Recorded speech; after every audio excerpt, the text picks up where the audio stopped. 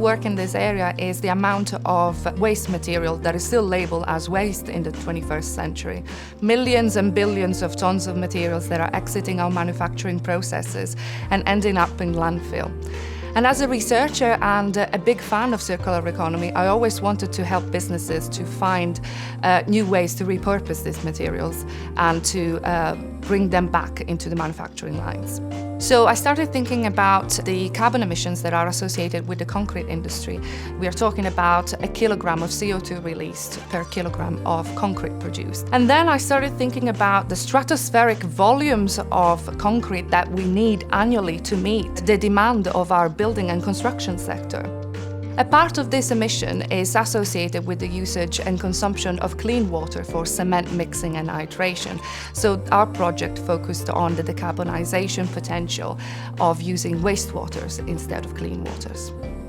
The advantage of wastewaters is the characteristics of being typically rich in organics, which offer the opportunity to obtain renewable energy out of them prior to use digestate as a clean water replacement. So for the first time, we used anaerobic digestion as the enabling technology for this step, co-producing then renewable energy and clean water substitute for concrete. The great highlight of working on this project was for sure to get in contact with many key players in both the paper recycling and the construction sector, and many academics all across the UK working on this in the same field. Of course, this includes the Transforming Foundation Industry Network Plus, which is made up of an outstanding group of academics and industry members that are truly devoted to the decarbonisation of the UK's foundation industries. The project had a tremendous impact on my career. I had the opportunity to get involved in their initiatives for equality, diversity and inclusion to boost female participation and recruitment in foundation industries.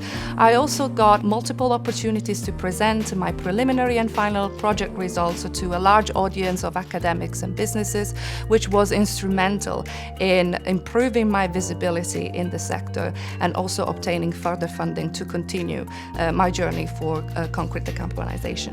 The key findings of the project are that we can produce more than 5 kilowatt-hour of green energy per meter cube of paper sludge, and then we can use the residual paper sludge as a clean water replacement for concrete mixing, still achieving the British standards for structural applications. I envisage a world where most, if not all, the material that we label as waste, biodegradable or not, is being transformed and returned into our manufacturing facilities and manufacturing processes. In this particular case, I envisage construction companies to seek bilateral agreements with wastewater treatment facilities that will supply them with wastewaters instead of clean waters for concrete manufacture.